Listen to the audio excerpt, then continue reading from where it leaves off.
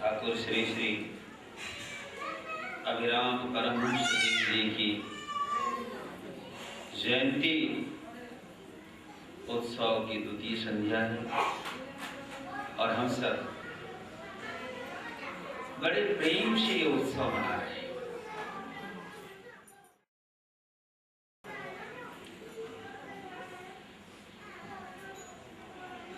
जयंती सबकी नहीं होती है। जयंती मनाई जाती है महापुरुषों की, गुरुओं की, भगवान की।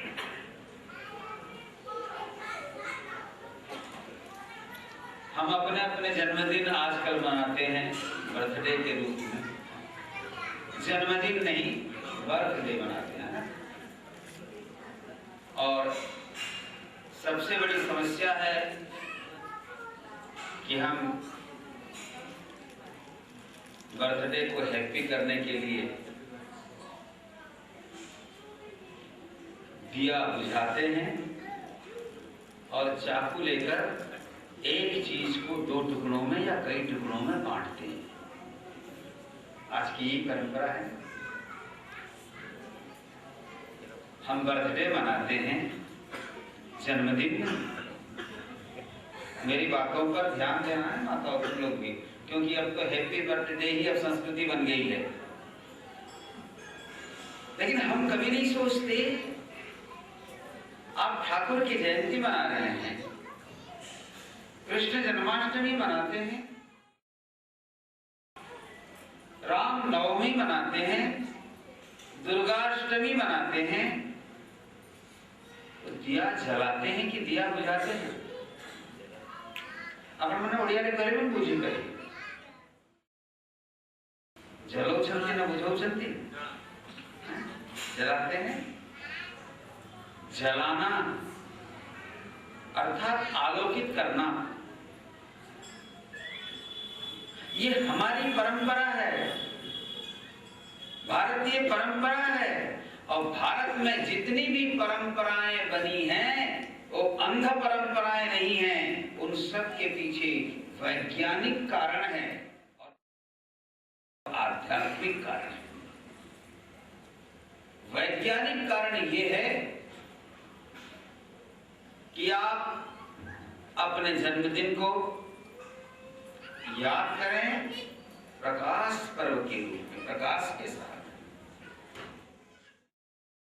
और अपने जीवन में प्रकाश को प्रधानता दें, अंधकार को नहीं। और उसके साथ ये जाने कि ये दीपक जल रहा है। दीपक एक प्रतीक है, जीवन ज्योति कोई काम नाम है। जीवन की तुलना ज्योति से होती है, दीपक से होती है। और दीपक किसका प्रतीक है? हमारे वेद कहते हैं, हमारे शास्त्र कहते हैं, अंगुष्ठ मात्र पुरुष। लेकिन आप तो हमारे उपनिषद नहीं पढ़ते हैं, शास्त्र नहीं पढ़ते हैं, गीता नहीं पढ़ते हैं, इसीलिए हमारे संस्कृति को ठीक से जानते नहीं। वेदों में लिखा है, उपनिषद में कहा गया है, हमारे संत कहते हैं कि दीपक किसका प्रतीक है? जीवात्मा का। जीवात्मा अंगुष्ठ मात्र पुरुष ज्योतिरिवावधूमक।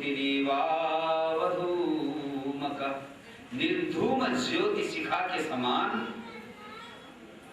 निर्धूम अर्थात धूम रहित, धूम्र रहित दीप शिखा परी ए आत्मा आम समस्त भितरे अच्छी। जो आत्मार स्वरूप होउछंती आपण माने, इसीलिए मैंने कहा हे मेरे आत्म स्वरूप, आपण माने समस्ते होउछंती आत्म स्वरूप। सेई आत्माटी जो दिन जो तिथि जो बार जो नक्षत्र रे ए धरा पृष्ठ रे प्रगट हैला, ताहारी स्मृति रे आमे जन्मदिन पालन करेवा उचित। एवं उस जन्मदिन को हम दीपक जलाकर पालन करें, दीपक बुझाकर नहीं। जलाना माने दीपक जलाना मतलब पहली बात तो ये याद रखो कि मैं स्वयं ऐसे इसके स्वरूप हूं। दीप आत्मदीपो भव, भगवान बुद्ध कहा करते थे आत्मदीपो भव। निजे दीप माने प्रकाश स्वरूप हो, स्वयं प्रकाश स्वरूप हो, बनो।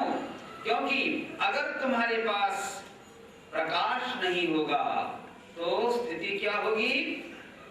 अंधकार में चलने से जैसे व्यक्ति रास्ता भटक सकता है, या अंधकार में जैसे व्यक्ति भ्रमित होता है, भयग्रस्त होता है, तुम्हारे जीवन में भी भय आएगा, शोक आएगा और तुम भटक सकते हो। अगर अंधकार को तुमने अपने जीवन का आधार बनाया तो तुम अंधे जैसे अंधे में एक अंधा व्यक्ति दूसरे अंधे व्यक्ति को पकड़ कर ले जाता है, कहता है कि आओ मैं तुम्हें रास्ता दिखाऊंगा।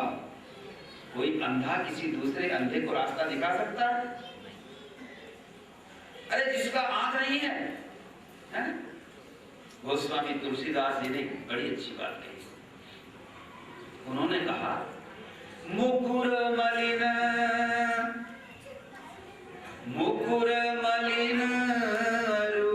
नयन विहीना राम रूप देखहि किमि दीना। मुकुर मलिन, आपके पास दर्पण तो है, लेकिन दर्पण के ऊपर धूल जमी हुई। अपन को पाखरे गोटे दर्पण अच्छी, आईना अच्छी, किंतु ता ऊपर धूली भर्ती ही अच्छी। सही आईना को देखिले आप निजर चेहरा को देखी परिवे की, क्या आप अपने चेहरे को देख सकते हैं? नहीं देख सकते। अगर दिखाई भी पड़ेगी तो चेहरा स्पष्ट नहीं दिखाई पड़ेगी, चेहरे को आप स्पष्ट नहीं देख सकते। और मान लीजिए दर्पण है, साफ है दर्पण, मगर आपके पास आंखें नहीं है, तो बिना आंख का दर्पण होने से कुछ लाभ होगा? अंधा देशकु गली दर्पण विकी। जहां अंधे रहते हैं वहां ले जाकर को, भाई ले लो मेरा दर्पण, कितना सुंदर है, अपना चेहरा देख लो, मेरा दर्पण अपने चेहरे को तुम्हें बहुत बढ़िया दिखाएगा। अरे आंख को तब तो दर्पण दिखाएगा, है ना? दोनों का होना बहुत जरूरी है। दर्पण भी साफ हो और आंखें भी ठीक हो। ठीक है, एक तरफ आंखें हैं, एक तरफ दर्पण है। दर्पण और आंख दोनों अगर ठीक होंगे तो तुम क्या देखोगे? कहा को देखाए दर्पण मां माने आपण माने 24 घंटा भीतर 12 घंटा नहले मते 2 घंटा तो निश्चय देखुथिबे। आजिकली बाबा माने मते देखुछंती बाथरूम में भी दर्पण, डाइनिंग में भी दर्पण, ड्राइंग में भी दर्पण, है ना? बेडरूम में भी दर्पण और गुडरूम में भी। जहां देखो वहां दर्पण तो रखते हो, लेकिन दर्पण में दर्पण तुम्हें जो दिखाता है उसे देखते हो? आपणता को देखो ना। दर्पण बराबर आपको दिखाता है अपने स्वरूप को, कि तुम अपने स्वरूप को देखो, निजर रूप को देखो, निजर स्वरूप को देखो। किंतु आपण कौन कहन करंती, आप क्या करते हैं? अपना स्वरूप किसको मानते हैं? जो आपका स्वरूप नहीं है उसको आप अपना स्वरूप मानते हैं। जो आपका नहीं था, नहीं है और नहीं रहेगा, उसको आप अपना मानते हैं। मेरा मतलब आप इस शरीर को अपना मानते हैं, है ना? शरीर को, ये शरीर को आप अपना मानते हैं। निजर मानुछंती ए देह को। प्रकृति रे ए देहटी आपणक निजर की केवे विचार करी छंती मां माने बंधु माने? ए देह आपणक निजर नुहे। ये शरीर आपका खुद का नहीं है, ये शरीर आपका खुद का नहीं, ये शरीर खुदा का दिया है, खुदा ने दिया है, परमात्मा ने दिया है। किंतु आपण कहां देखो राम आप वह नहीं देखते हैं। आप समझते हैं कि ये शरीर मेरा है। यदि ये शरीर आपका होता, यदि ये देह आपणकर हेतांता, ताहले आपणकर सबु आदेश पे देह मानुतांता। आपके आदेश को मानता कि नहीं? मानता। लेकिन ये शरीर आपका कोई आदेश नहीं मानता। आपणकर कौन सी कथा को ये देह माने नहीं। आपणक देह यदि कला अछि, आपण कहबो मु गोरा हेबी, ए परिबे की हो सकते हैं? आपण कहउछंती ना मु केबे वृद्ध हेबी नहीं, मैं बूढ़ा नहीं होऊंगा। कोई बूढ़ा होना चाहता है क्या? कोई नहीं चाहते, है?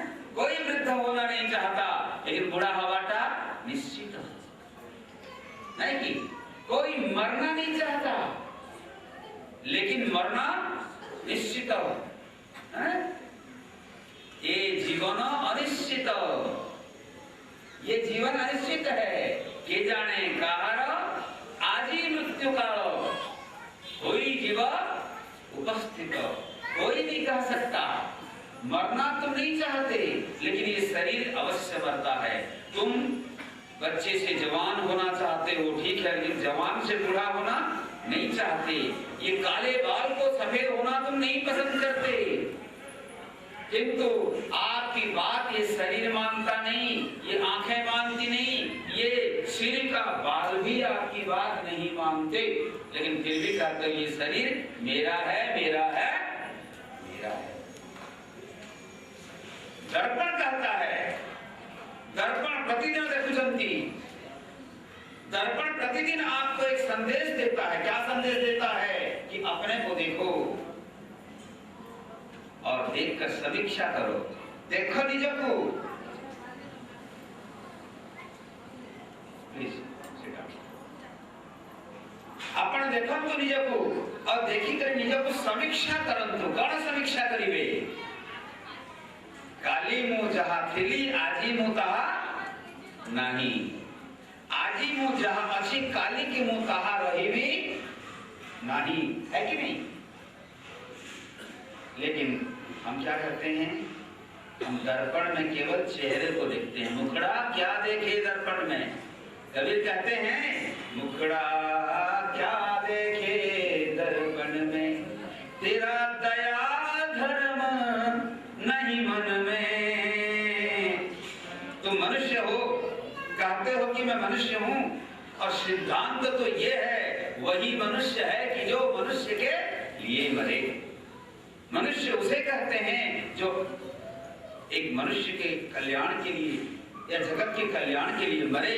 लेकिन हम क्या करते हैं? हम आत्म कल्याण के लिए जीते हैं, हम केवल स्वार्थ में जीते हैं और कहते हैं मनुष्य। स्वार्थ केवल मनुष्य का नहीं है, स्वार्थ तो पशुओं में होना चाहिए। पशु केवल आहार निद्रा भय और मैथुन में जीते हैं। पशु माने केवल खाइबा पीबा सोइबा पिलाचिबा जन्म करिबा, एइटा तांकर धर्म। किंतु मनुष्यर की ताहाई धर्म की ना। मनुष्यर धर्म हैला समग्र जगत को आत्मस्वरूप विचार करी समस्तंकर सेवा करिबा एवं समस्तंक पई कामना करिबा। ठाकुर कहिछन तांकर शास्त्र मते मो पाखे ठाकुरंकर शास्त्र समीक्षा एवं व्याख्यार वर्तमान समय नाही। मु एतिकी कहिबी जे ठाकुर कहिसंती एवं गीता मध्ये कहउसंती, उपनिषद मध्ये कहउसंती और हमर संस्कृत साहित्य रे सुभाषित रे मध्ये अछि आत्मवत् सर्वभूतेषु यः पश्यति सपंडित, आत्मवत् सर्वभूतेषु यः पश्यति सपश्यति। निज भलिया जे समस्त को देखि पारे। आपण बसी निज भलिया समस्त को देखिले केबे देखि पारिबे? जेते बेले आपण को पाखरे दुईटी जिंस थिबो। आपण निज को जानि थिबे जे मु किए। आपण आजि कहउचंती मु होछि देह, मु होछि स्त्री बा पुरुष। हां, हमर गुरुदेव कहिसंती, हमर साधु संत परंपरा रे अछि समस्ते सबले कहिसंती जे हे मनुष्य तमे ए देह को ईश्वर बोली विचार करना ही। ए देहटी कोन ताहेले नश्वर, और ए देहटी जीव ही जीव। श्रीमद् भागवत रे अछि मर्त्य मंडले देह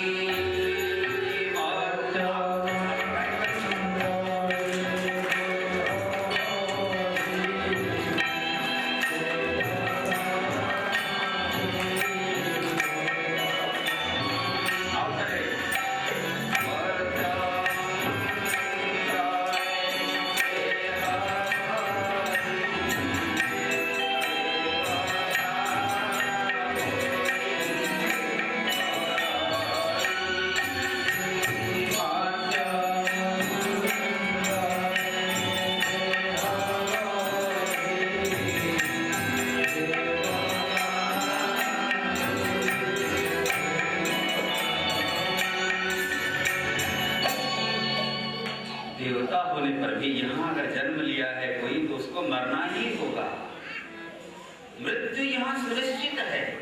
जन्म का कोई निश्चय नहीं है, लेकिन जन्म अगर हो गया तो मृत्यु सुनिश्चित। इसीलिए दर्पण आपको दिखाता है। क्या दिखाता है? कि तुम अपने को देखो और अपने को देखकर अपने को जानो। प्रथम रे निजे निजको देख एवं देखिला पर निजको जान किंतु आपण माने गोटिए जिंस देखि माने बुझी छंती कि नहीं जानबी दर्पण आपण को आपणकर चेहराटी देखाए किंतु की को भाव रे देखाए बुझी छंती कि केबे कैसा दिखाता है उल्टा दिखाता है कभी सोचा है इसको उल्टा दिखाता है दर्पण दिखाता तो है आपका चेहरा आपको लेकिन कैसा दिखाता है उल्टा दर्पण देखिए डाहाटा बाँ भलिया लागियो बाँटा केबे लक्ष्य करिसथि नहीं किए कहानी मुंड हलुनी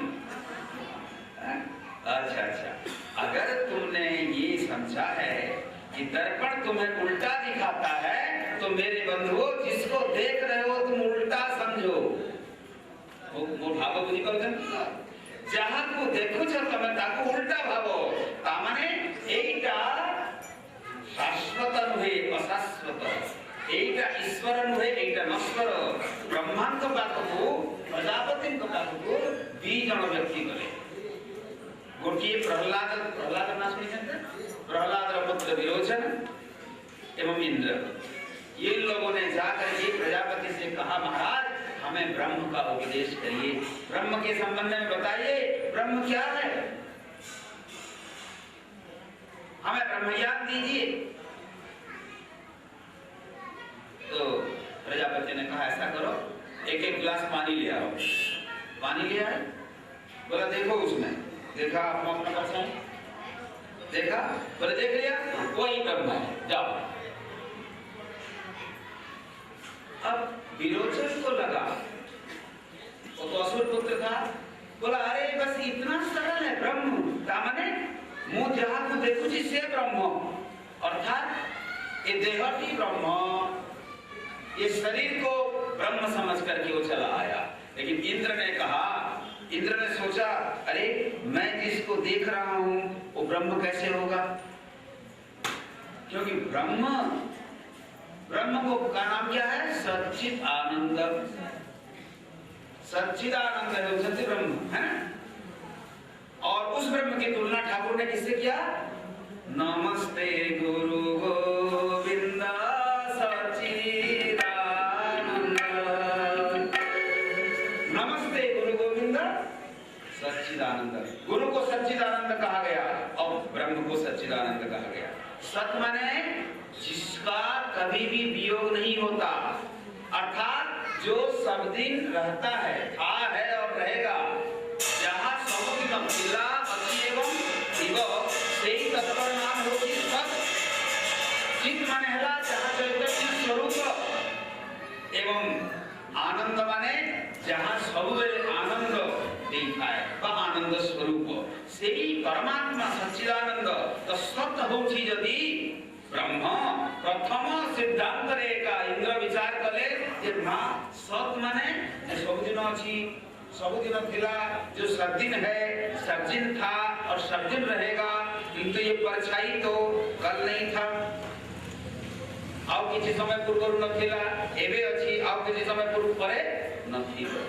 मेरी बात समझ रहे हैं आप में से जितने भी यहाँ बैठे हैं किसी को 2 साल 5 साल 10 साल से 70-80 साल तक के लोग हैं जो मान लो 70 साल का व्यक्ति है 70 साल पहले वो यहाँ था इस दुनिया में 70 साल का हो गया भगवान करे और 30 साल वो जिंदा रहे 100 साल के बाद नहीं जीना चाहिए अगर कोई जी भी रहा है तो उसको मरवा देना चाहिए तो कितने लोग जगत के लिए दुखदायी हो जाता है लेकिन आजकल वैसे मर्सी डेथ का परमिशन नहीं मिला है ना तो चलो कोई बात नहीं खुद कितना भी जिंदा रहो एक दिन तुम इस संसार में नहीं थे और एक दिन इस संसार में तुम नहीं रहोगे अभी हो कब तक के लिए हो सकता है 10 साल 15 साल 20 साल 50 साल 60 साल 70 साल 80 या 100 साल तक के लिए बस बीच के समय में कुछ समय के लिए तुम हो इसके आगे नहीं थे और इसके बाद भी नहीं रहोगे कौन कौन नहीं था आपका ये शरीर आप स्त्री रूप में या पुरुष रूप में इस संसार में नहीं थे ये शरीर नहीं था आप थे ନିଜେ ଥିଲେ କିନ୍ତୁ ଆପଣଙ୍କର ଏ ଦେହଟି ନଥିଲା ଆଉ ଆପଣଙ୍କର ଏ ଦେହ ରହିବ ନାହିଁ ରହି ନାହିଁ କେହି ରହିବେ ନାହିଁ କି ଭବରଙ୍ଗ ଭୂମି ତଳେ ସର୍ବେ ନିଜ ନିଜ ଅଭିନୟ सारी बाहुड़ी बेकार बोले कोई नहीं था यहाँ और कोई रहेगा भी नहीं। बीच के पीरियड में आप हैं तो आप, लेकिन आप समझ लेते हैं कि मैं हूं, मतलब मैं ही हूं, मैं सब कुछ हूं। और कोई धन पा लेता है तो गर्व करने लगता है ना? कोई कुटुंब पा लेता है गर्व करने लगता है, कोई ज्ञानी हो जाता है, विद्वान हो जाता है, गर्व करने लगता है। अरे सबके पास ये कली ने जो है ना, सबके पास घमंड घुसा दिया। तो यहाँ ज्ञानी कहता है मैं बड़ा ज्ञानी हूँ, धनी कहता है मैं बड़ा धनी हूँ, भक्त कहता है मैं बड़ा भक्त हूँ। और यहाँ सच्चाई की कीमत कम हो गई और दिखावे की कीमत अधिक हो गई। भक्त भक्ति करे या न करे, लेकिन आडंबर ऐसा करता है कि लोग समझें कि वो भीतर में चाहे तो। लेकिन मेरे बंधुओं, मेरी माताओं, ये भाव दुनिया में काम आएगा लेकिन इनके सामने काम नहीं आएगा। ईश्वर के सामने और गुरु के सामने हम छुपा नहीं सकते। समझ गए ना? हम छुपा नहीं सकते। हम, क्योंकि गुरु की आंखें और ईश्वर की आंखें, ईश्वर की आंखें तो अनंत सत्य संपन्न है, लेकिन गुरु की आंखें भी एक्सरे मशीन की तरह होती हैं। जैसे एक्सरे मशीन अंदर की स्थिति को जान लेता है, हड्डी में कहाँ क्रैक है या कहाँ क्या गड़बड़ी है या अंदर में शरीर के अंदर क्या क्या है, उसको बाहर से हम बाहरी आंखों से नहीं देखते, एक्सरे किरण डाल करके हम उसको जानते हैं। ठीक ऐसे ही गुरु के सामने और भगवान के सामने कुछ भी छुपा नहीं रहता। हृदय की बात, हृदय की भाषा, हृदय में पुण्य है या पाप है, कलमश है या नहीं है, ये सब गुरु के सामने प्रकट हो जाता है। इसीलिए व्यक्ति को चाहिए कि दर्पण देखे, लेकिन आंखों के साथ। आंख क्यों नहीं चाहिए? आंख का मतलब विवेक, विवेक। और दर्पण का मतलब आपके अंदर आपका चित्त है, आपके अंदर आपका चित्त है। चेतो दर्पण मार्जनम, चित्त रूपी दर्पण को यदि आपण सफा करी पारिबे ताले से चित्त रूपी दर्पण रे आपण निजर विवेक नेत्र द्वारा देखिबे कहा को आपण निजर स्वरूप को, निजे निजको देखिबे। निजे निजको देखिबा जानी गले आपण ताहा हे जीवे जहां से ए संति। सेठी पाई आज आमे तांकर जयंती पालन करूछी, तो तांकर कृपा हेले जाई सब किछि में लिखा है। उपनिषद कहंती नायमात्मा प्रवचनेन लभ्यो। आज बोधे सकाले सुनुथिले मु या ऊपरे कि बोधे पंडित कहले ना कि ब्रह्मचारी कहले नायम आत्मा प्रवचनेन लभ्यो न वेदना न बहुना श्रुतेन। आमे प्रवचन सुनि देले ज्ञानी हे जीवा नाही। गुड़ो गुड़ो गुड़ो गुड़ो बोले कि सुनिले कि रसगोल्ला रसगोल्ला सुनिले पाटी रे मीठा आसी जीव कि मुंह मीठा हो जाएगा। गुरु नाम सुन लेने से नहीं होगा, गुड़ खाना पड़ता है। रसगुल्ला पर तुम कितना बड़ा थीसिस लिख लो, ये ऐसा बनता है, ऐसा दिखता है, इतना गोला होता है, बंगाल का रसगुल्ला ऐसा और दिल्ली का रसगुल्ला ऐसा, कलकत्ते और दिल्ली के रसगुल्ले में ये अंतर है। बहुत बड़ा भाषण भी दे लो, बहुत बड़ा थीसिस लिख लो, पीएचडी लाभ कर लो, लेकिन रसगुल्ला अगर खाया नहीं है तुमने तो रसगुल्ले का कोई ज्ञान तुम्हें ठीक ठीक नहीं होगा। इसीलिए हम उड़िया में कहावत है ना, अनुभवी। हाँ सीधे को मिले अनुभवी, अनुभवी थे कहते ना, अनुभवी थे कह।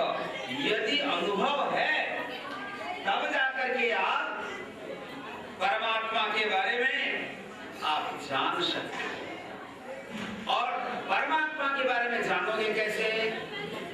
मानस रची श्री रामचरितमानस में बहुत अच्छी बात है, सोई जानई जेहि देहु जनाई। आप लोग मेरे साथ गा सकते हैं क्या? सोई जानई जेहि देहु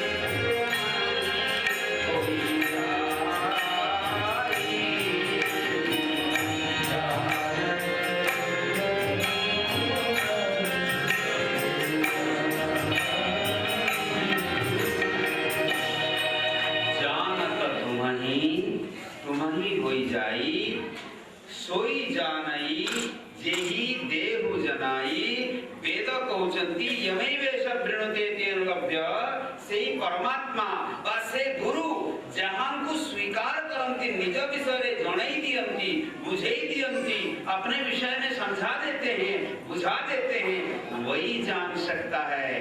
परमात्मा जिनके सामने में स्वयं प्रकट होकर अपने स्वरूप के बारे में बताते हैं, वही जान सकता है। जिसको नहीं बताते वो नहीं जान सकता। त्रेता में बहुत लोग थे, कितने लोग जानते थे भगवान श्री राम को कि ये राम है, भगवान है। द्वापर में भगवान कृष्ण को कितने लोग जानते थे। अरे कृष्ण ने अर्जुन को विश्वरूप दिखाने के पहले अपना ऐश्वर्य दुर्योधन की सभा में भी दिखाया था। लेकिन दुर्योधन ने क्या कहा मालूम? बोला ये जादूगर है, ये कृष्ण बड़ा छलिया, ये जादूगर। और योजना बनाया कि इस कृष्ण के कारण ही सारी गड़बड़ियां हो रही हैं। इसको खाने के बहाने, स्वागत करने के बहाने बंदी बना लो। तो बांध सकता है क्या दुर्योधन? उस परमात्मा को जो ये समग्र जगत का सृष्टा है, जो पालक है, जो संहारक है, उसको दुर्योधन अपनी दुर्बुद्धि के द्वारा बांध सकता है? भगवान बंधते नहीं दुर्बुद्धि से, भगवान बंधते हैं भक्तारा भावे मुबंधा।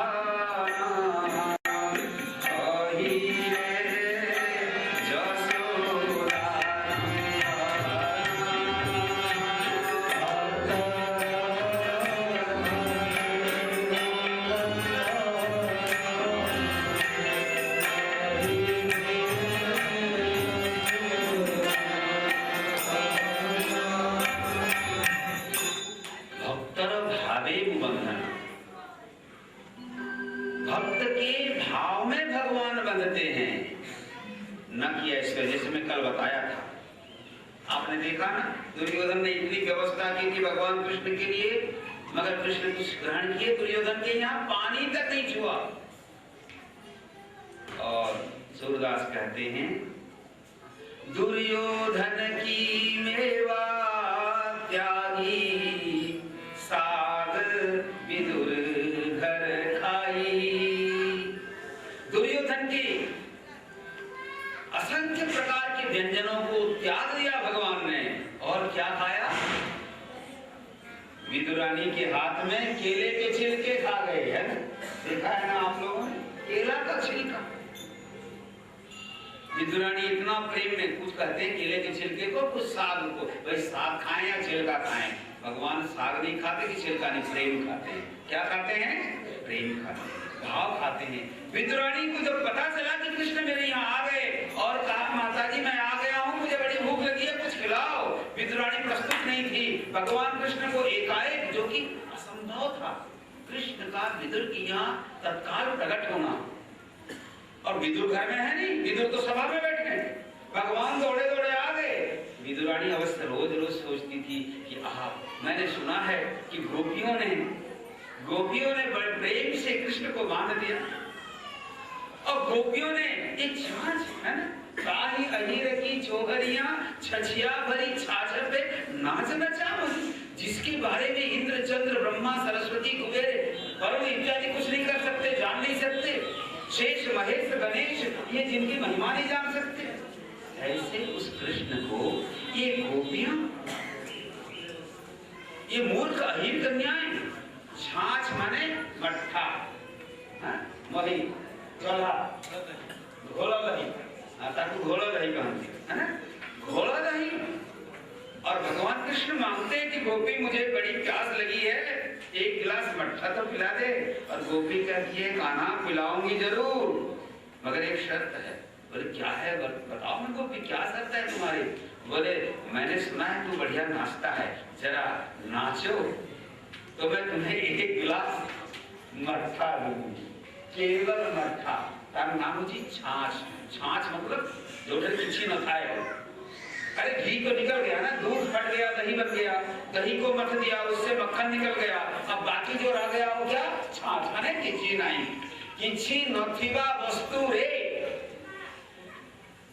एते माधुर्य अछि बा एते आकर्षण अछि जे सेई टिकक पाइबा पाई प्रभु कोन करछंती, गोपी माने जेमिति कहउछंती कृष्ण सेई बलिया नाचुछंती। बोलिए भक्तवत्सल भगवान की। इसीलिए भगवान को भक्तवत्सल कहा जाता है, भक्त के प्रेम में। तो विदुरानी इतना तल्लीन हो गई, कृष्ण आ गए और जैसे आए विदुरानी सब भूल गई। मैं कथा को यहाँ लंबा नहीं करना चाहता हूँ क्योंकि समय अब कम है, अब तो अगला कार्यक्रम है। मैं इतना बता देना चाहता हूँ, इतना तल्लीन हो गई, इतना तल्लीन हो गई कृष्ण प्रेम में कि जब व्यक्ति के अंदर में प्रेम प्रकट होता है बंधु, तो भाव क्या होती है, आप दशा क्या होती है, आप ठाकुर के ग्रंथ में पढ़ना। जब प्रेम प्रकट होता है तो आपके मुंह से भाषा नहीं निकलती, आपका होश गायब हो जाता है। प्रेम पुलक होने से फिर आपके आंखों में अश्रुपात होने लगता है, शरीर कांपने लगता है, रोमांच होने लगता है और ऐसा लगता है देहे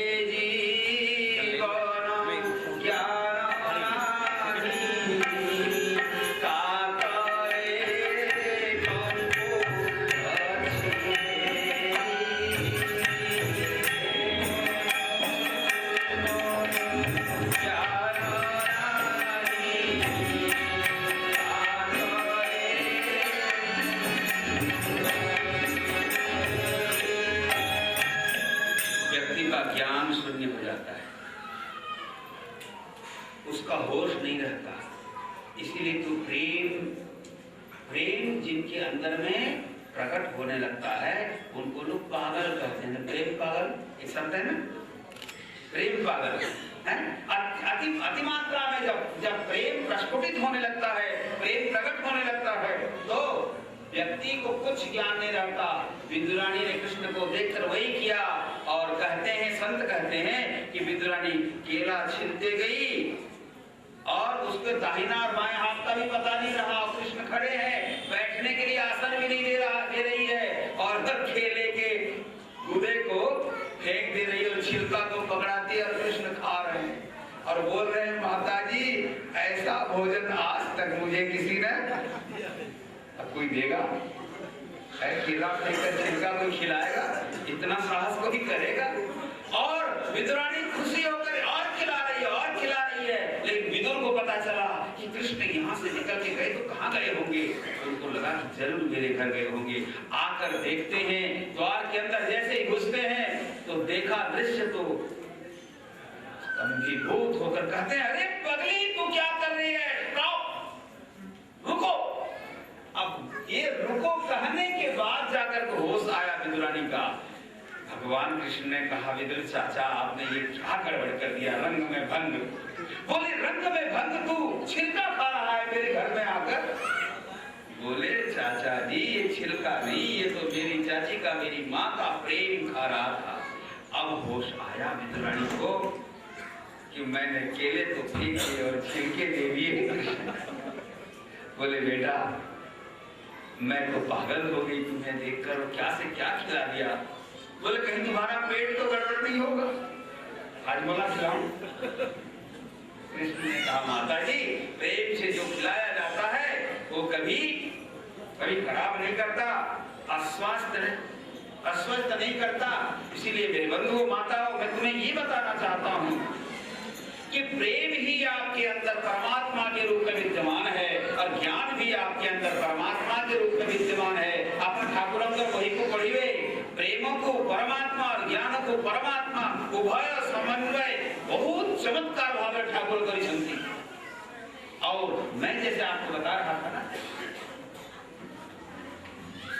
ठाकुर ने जो भजन लिखा है, तुम्हे मोरो क्या है, तुम्हे मोरो मुँह तुम्हारो आहे मोरो स्वामी, तुम्हे मोरो मुँह तुम्हारो आहे मोरो स्वामी, तुम्हे किनो जानो आहे गुरु अंतर्यामी। गुरु एवं अंतर्यामी। देखो भाई ठाकुर के भजनों का मैं अगर व्याख्या करने लगूं तो एक एक लाइन पर मुझे बहुत समय चाहिए और सुनने के लिए धैर्य चाहिए। तो ये अभी नहीं करूंगा क्योंकि अगले बार फिर नहीं बुलाओगे। सब किसी कह दिले आगो आओ ताकि मेरी एणु किसी समय किसी रखी नहीं हुआ नहीं। ठाकुर कहते तुम्हे मोरा, तुम तो मेरे हो, लेकिन उसके साथ और एक बड़ी बात करते हैं, मुंह तुम्हारा। तुम्हे मोरा मुंह तुम्हारा आहे मोर स्वामी, तुम्हे किनो जाना आहे गुरु अंतर्यामी। हे गुरु हे अंतर्यामी, ये मैं भले ही ना जानू, मुंह जाने ना जाने मोर किसी माने महत्व नहीं, किंतु एटा कोन आपण जानू ना। मोर न्याऊ में पूछा साई, तुम पूछा कस नर की नाई। एक कथा के हनुमान जी कहते रे जेते बेले हनुमान एवं श्री रामचंद्र का भेट हला, हनुमान जी विप्रवेश धरिकी जाइथिले ऋषभमुख पर्वत तलकू। हनुमान एवं प्रभु श्री राम जेते परस्पर देखा देखी हेले, हनुमान को श्री राम बचाइले तमे किए। हनुमान सेते बेले निजर परिचय देई नहंती, किंतु जेते बेले राम को बचाई जंते हनुमान जेते बेले राम को बचाइले, राम कहले साधा निजर साधा परिचय देले, मो अयोध्या नरेश दशरथंकर सामान्य पुत्र मात्र। अब मु एते अयोग्य जे मते बापा और राज्य देले घरु तोड़ी देइछंती। मो राम अयोध्या नरेशंकर पुत्र या जानिबा परे जेते बेले हनुमान भगवान श्री राम को मुंडिया माइले, भगवान श्री राम सेठी पचारी संती जे हे विप्र आपण एते सुंदर संस्कृत व्याकरण कहउछंती, एते बढ़िया कथा कहउछंती, आप इतना सुंदर बोल रहे हैं, इतना संस्कृत वाक्यों का प्रयोग कर रहे हैं, आप कौन हैं? सेठी की बेले ठीक उसी समय पर हनुमान गिर गए प्रभु के चरणों में और बोले प्रभु मोर न्याय, मोर सिना मेरा ये न्याय है, ये उचित है कि मैं पूछूं आपका परिचय क्योंकि मैं नर हूं, लेकिन तुम तो नारायण हो, अंतर्यामी हो, तुम सब कुछ जानते हो, तुम कैसे पूछते हो? ठीक यही बात परमहंस जी कहते हैं कि तुम्हारा और मेरा संबंध आज का नहीं है, अनंत अनंत युगों का है। हम युगों युगों से दोनों एक दूसरे को जानते आ रहे हैं और अब जब एक दूसरे को जान जाएंगे तो क्या हो जाएंगे? ब्रह्मविद ब्रह्मैव भवति, जानने वाला तुम्हारे जैसे हो जाएगा। बंधुगण मां मने ठाकुर हमको एई माध्यम रे ही गोटे सूत्र देइछंती आपण मानकु अजपार सूत्र। से अजपार सूत्र को यदि ठीक भाव रे धरिथिबे आपण माने एवं भल पाइबे प्रभु को और मागिबे प्रेम भिक्षा मागिबे, ताले आपनक भितरे मध्य प्रेम और अपूर्व भाव प्रकट हेबो, प्रेम का अपूर्व भाव प्रकट होगा और प्रेम का वह अपूर्व भाव प्रकट होने के बाद आपके अंदर जो दिव्य अनुराग प्रकट होगा वही प्रभु प्राप्ति का साधन बनेगा। क्योंकि अनुराग अगर नहीं है तो मिलहि न रघुपति बिनु अनुरागा। मिलहि न रघुपति बिनु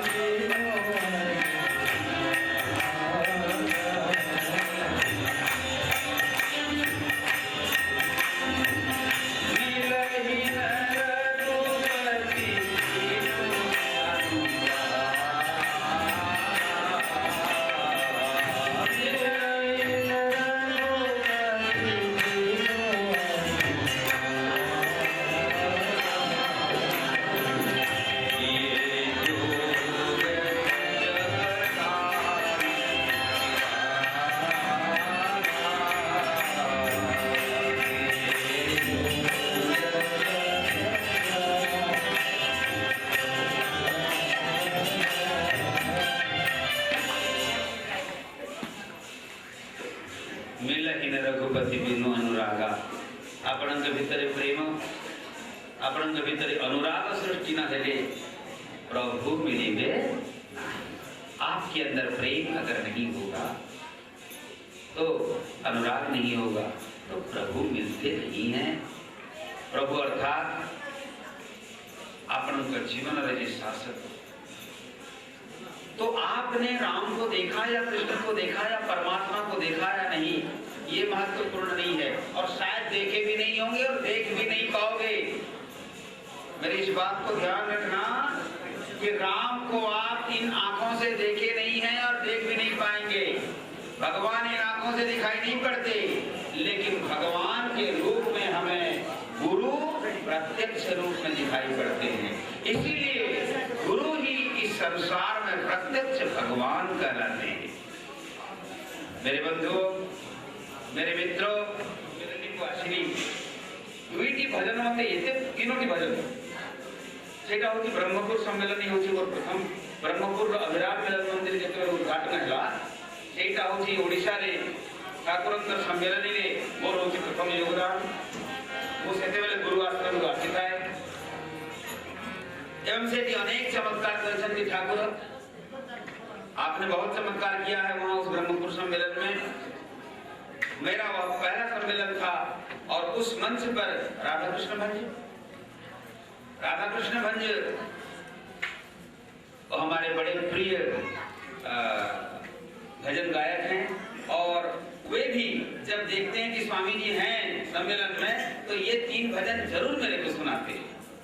एक गुरु कृपा ही केवल भिक्षा है और मैंने बाबा रविनारायण दास महाराज जी से लिखित अनुमति लेकर के मेरे भजन मेरे आश्रम से जो पुस्तक निकलती है भजन की, भजन भारती वो एथर आनी नहीं ओडिया रे मध्य बाहरी जी ओडिया रे हिंदी रे, तो हमने ठाकुर का ये भजन लिखा है छापा है बाबा ठाकुर अनुमति नहीं और छापी चीज से नंबर कंटिन्यू करूची गुरु कृपा ही केवल भिक्षा ही ये भजन। द्वितीय भजन एक राधा कृष्ण भजन का उसी वही है श्याम तुम्हें समय न जाना। इतना सुंदर गाया, मैं पहली बार जब सुना और तीसरा भजन श्याम प्रेम बड़ ठंडा घर बुढ़ाटा नहीं घर बुढ़ा कौन कौन सब मीठा खट्टा घर बुढ़ा और ठंडा। तो ये सब ऐसे ऐसे भाव हैं। एक बार भाव सब ये भजन रे अच्छी कभी अब समय मिलेगा तो उस पर बोलेंगे, लेकिन मैं इतना बता दूं आपको कि ठाकुर ने जब लिखा है श्याम तुम्हें समय न जानो, इस भजन में दो भाव हैं।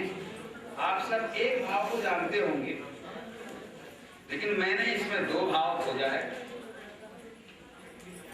क्योंकि इसके दो पद श्याम तुम्हें समय न जानो असमये बजाओ वंशी निय परानो। हे श्याम तुम्हें समय का ज्ञान, तुम असमय में अपनी बांसुरी बजाते हो और ऐसा बजाते हो कि ये प्राण को खींचकर ले जाते हो, ऐसा बजाते हो। तो इसमें एक अभियोग भी है कि श्याम तुम्हें कम से कम समय का तो ज्ञान होना चाहिए, लेकिन तुम ऐसा हो कि तुम्हें समय का ज्ञान नहीं है और जब तुम असमय में बांसुरी बजाते हो तो हमें भी समय का ज्ञान भूल जाता है, हम भी समय का ज्ञान भूल जाते हैं। गोपी माने कही कथा श्रीमद् भागवत रास प्रकरण इस भजन का रास पंचाध्यायी से संपूर्ण संबंध है। रास पंचाध्यायी ଆଉ ରାସ ଉପରେ ମୋର ପ୍ରବଚନ ଅଛି, ବୋଧେ ଆମେ ତ ଏଠି ଆସିଛୁ ବହିପତ୍ର କିଛି ଆଣି ନାହୁଁ। ତାର ମୁଁ ହିନ୍ଦୀରେ ରାସ ଉପରେ 7ଟି ପ୍ରବଚନ ଦେଇଛି। ରାସ ରହସ୍ୟ ନାମ ତାର ଓଡ଼ିଆ ଅନୁବାଦ ବି ହେଇସାରିଲାଣି, ବହି ବାହାରି ସାରିଛି। ଗୋପୀ ମାନେ କହିଥିଲେ, ଏଇ ଅଭିଯୋଗ କରିଥିଲେ ଯେ ଶ୍ୟାମ ତୁମେ ସମୟ ନ ଜାଣ, ଅସମୟ ବଜାओ ବଂଶୀ। ଦେଖନ୍ତୁ ରାସ ସମୟରେ भगवान कृष्ण के मन में ये भावना आई है ना। क्या देखा उन्होंने? सरल ऋतु को देखा। मात्र 2-3 मिनट भीतर सारी और अपन नेक्स्ट प्रोग्राम करने पे अपन प्रस्तुत होंतु। गोविंदा हम वही करके रहेंगी जो तुमने किया। तो मेरे बंधु, ये भजन जो है बहुत ही भावपूर्ण है और इसमें आगे आगे ठाकुर ने कहा है कि व्याख्या नहीं करूंगा, मगर इसमें असमह विषया बांसरी बाई कली देउची बुलाई ए समय नवाओ वंशी श्री नारायण। इसकी 2 भाव हैं, मत बजाओ और बजाओ। तो किस रूप में है ये कभी भगवान की कृपा होगी, ठाकुर की कृपा होगी तो इस पर चर्चा करेंगे। बस इतना तो मालूम है कि श्याम को समय का ज्ञान नहीं होता और हमारे परमहंस देव जी को भी समय का, कभी भी किसी को भी अपने पास बुला सकते हैं, प्रेम दे सकते हैं। मेरा उनके चरणों में प्रार्थना है कि उनका प्रेम आप सबको मिले, उनकी कृपा दृष्टि आप सब पर निरंतर बढ़ती रहे, उनकी कृपा की वर्षा आप सब पर निरंतर हो, आप सबका कल्याण हो। इन्हीं शुभकामनाओं के साथ मैं आप सबको बहुत बहुत धन्यवाद देना चाहूंगा। मुझे बहुत समय से अभिराम सावल जी ने याद किया था, लेकिन मैं समय नहीं दे पा रहा था। आज उनकी इच्छा हुई, समय भी मिल गया। उनकी इच्छा होने से सब कुछ हो जाता है, इसीलिए तो हम कहते हैं प्रभु कर इच्छा पूर्ण है ना। बला मैंने किसी बुझुना दिल्ली आसेला दिनो ओडिया संस्कृति गला बोली नहीं। बला आनंद एक बार अच्छी अच्छी मामा ने बहुत कोन ऊपर मिलते जे जोते जे ऊपर ताकू आमे स्मरण करिवा, ताकू भजन करिवा, से ऊपर आसे। तेरे भगवान मिलते केमती ना साधु को कृपा है, साधु संग कले, सत्संग कले ताले भगवान मिले। तेणु आपण माने बर्तमान सत्संग करछते, अर्थात भगवान का संग लाभ करछते। मत आपण माने चिंता करी कहतु आपनकर विषय वासना घर द्वार जजाल आपण मानक मस्तिष्क रे अछि कि नाही। आपण माने से रस आस्वादन करछति, कार रस आस्वादन करछति ना निजर रस आस्वादन करछति। कारण तुमे ब्रह्म, आमे ब्रह्म, से ब्रह्म, से ब्रह्म कर से रस आस्वादन को जीव ब्रह्म करछति। ताकेमती ना साधु को कृपा सत्संग मु विशेष समय देबे नहीं। ईश्वराभिमुखी हुअन्तु, समस्ते शांति लाभ करन्तु, आनंद लाभ करन्तु। यह ही श्री अभिराम सत्संग उद्देश्य। श्री अभिराम सत्संग प्रतिष्ठाता परम पूज्य सद्गुरुदेव श्री श्री रविराम दास बाबाजी महाराज आज असुस्थ, आज ठाकुर कहले प्रवास मोर से दीक्षा करो आउरी किसी वर्ष भी हमारे भारत वर्ष में रही जाते हुए तो ठाकुर कार्य को आउरी किसी गतिशील हो पारना। तेज जहाँ स्वामी जी बाबा का संस्पर्श आसिचंती संत महात्मा माने आसिचंती तांकर शांत लाभ करचंती तेणु मु श्री स्वामी को हिवी एवं संत महात्मा कहला ठाकुर को जन्म दिवस रे आपर से समस्त आराध्य समस्त पूज्य श्री बाबाजी रविनाथ दास बाबाजी महाराज नीरव भाई और किसी दिन ठाकुर सेवा मो स्वामी जी को अनुरोध करी ठाकुर श्रीचरण को मिले आम तरफ प्रार्थना